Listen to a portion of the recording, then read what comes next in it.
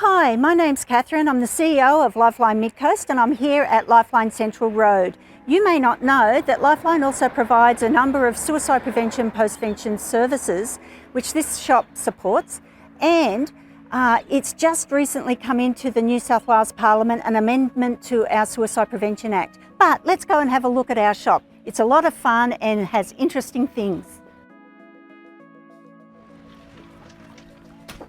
Robert, congratulations on your new role as member for Port Macquarie. Oh, thank you so much, Catherine. Catherine, I've got a bill that's just gone through the upper house. It's coming in the lower house in relation to the suicide prevention. I'd really like to have an opportunity to have a chat to you about. Do you have a few moments we can have a quick chat? Absolutely. It's such an important bill to get through. I think the way it's looking at all areas of the government to be pulling together on the same page, looking at separate issues around the Indigenous First Nations people. Yep. So much work to do. Here in New South Wales, I think you already know that it's a leading cause of death for men from 15 years old to 44 years old. Some 3,000 suicides a year. It's just terrible. More than deaths by road toll. So it's an extremely important issue, I think, that people don't realise. Here in the Port Macquarie region, we provide suicide prevention services such as a bereavement group for those bereaved by suicide. In the last 12 months, we've helped over 200 people working through that very, very difficult bereavement process. We have a support group for those who have attempted suicide, and in that group, that's a closed group, we've helped about 40 people. And then countless others from the communities in and around Port Macquarie where suicides may have occurred, and they call in us to help the community rebuild like trust and the ability to be resilient around disasters, whether it's something personal as a suicide to a natural disaster.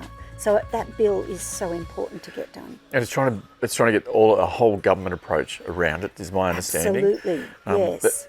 I just can't believe the volume of people that it encapsulates in our community. And it's something that's going to be so important, and it's just something that needs to be talked about at all different levels. Absolutely. We've noticed when we collaborate with our local area health, we've got peer workers with lived experience, Yep. and we have had feedback now from area health, from the hospitals, from AMBOs, from police, that they know when a client has worked with Lifeline. So Yep. that collaborative approach where we tag and we flag, this person may need extra help over a weekend, please be aware, and warm transfer.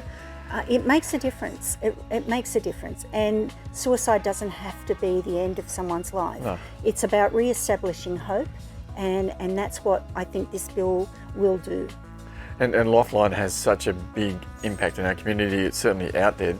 My understanding is that nearly 50% of people who go down that line of suicide have not reached out in the last 12 months. Correct. That's an amazing statistic. It is an amazing statistic. I think if you look at the psychology in that when we're in crisis, our frontal lobe shuts down, and this part of the lobe, that's where we get our thoughts about what we can do, our problem solving, our ability to reach out and to talk through things. If that shuts down, it's the middle part of our brain that's working, and that's just emotions. It has no voice, so it's impulsive. If we're not able to talk about suicide, then that impulsivity gets stronger. And we know through research that suicide, many different ways or why people might want to, but it's a perfect storm when it happens. Yeah. And part of that perfect storm has three elements. There's a sense of loneliness. There's a sense that I'm a burden to the society or to my family. And there's a sense I've got no hope left. Wow. This bill will help people reconnect into the areas that they need to, so that they do feel connected, so they don't feel like a burden, that there's answers out there and that there is hope. So that's why the bill, it's from the top down, and we're here and we'll be working from the bottom up. And Yeah. I think that together, that's going to make a huge difference. And it just needs that funding. It needs a bipartisan approach to make sure that all levels of government come together to realise the importance of this, particularly for our youth, particularly for the Indigenous, Yes. to reduce the impact that this has on our society. Absolutely, absolutely. When you look at what teenagers have gone through in the past, even decade, the fast pace of technology, COVID, the pressures of school and bullying and things like that, and you look at First Nations people who are ethnic in character, they have really struggled to find connection, and I think the government realising that, hey, wait a minute, there's a whole range of different people out there that may need different needs, and where government at all different levels, we can come together and be on the same page, and that's going to help. It's going to lessen the confusion and build a strategy that is consistent, and I think that that's what's important. Fantastic to hear. I'll certainly get that back to all levels of government, and we'll make sure this bill gets through. Well, what do you think of our shop? Pretty cool, huh? Love it. It's amazing. And what you do in our community is equally amazing. And the Lifeline, what sort of numbers do we receive on the 1300 number? About 1 million nationwide, 25,000 we answer here at Port Macquarie. Wow. Yeah, and these shops for Lifeline Mid Coast, which is our area, these shops provide 100% of our funding for our services, 100%. Unbelievable. So no government funding? No government funding for the services. For 1311, yes, but for our support after suicide, our bereavement group, our support for those who have attempted, community engagement where there's been suicides in community, all that's funded through these shops. And the funding, obviously you need training. There's a lot of training that needs to be Absolutely. taken into We're place. about to do some training for our phones in August, so that's very important. Volunteering here at the shops, really important, and I think sometimes it's a bit scary to step out of your comfort zone and think, oh, what's an op shop do, or what does Lifeline Services do? But I think having that brave first step and just exploring is a really good thing to do, and volunteering may come out of that, and that is also really good for mental health. So how long does the training course take? If I was attending in August, am I in for 6 weeks, am I for 8 weeks, do I get better in time, I'm sure? And that's interesting too, because we're always looking at research around trauma and crisis support and how to prevent suicide. So we know now that a 6-week course is really good. It gets you the basics, like what we need to do, what we need to get our head around. And then we have a process of work on the phones and work on one-on-one to get you competent in those micro skills that we're teaching you, and to sit comfortably within the framework of our care program, which is Lifeline 1311. It's a big responsibility for someone to take that on, to think, I'm going to be able to be that person, that first call. It is brave step. Step. But you've got a lot of support behind you. So someone that may be in the process of looking at suicide on the phone, and you're answered that phone, it is scary. Wow. But the framework works. You've got what we call an in-shift supervisor, which you contact.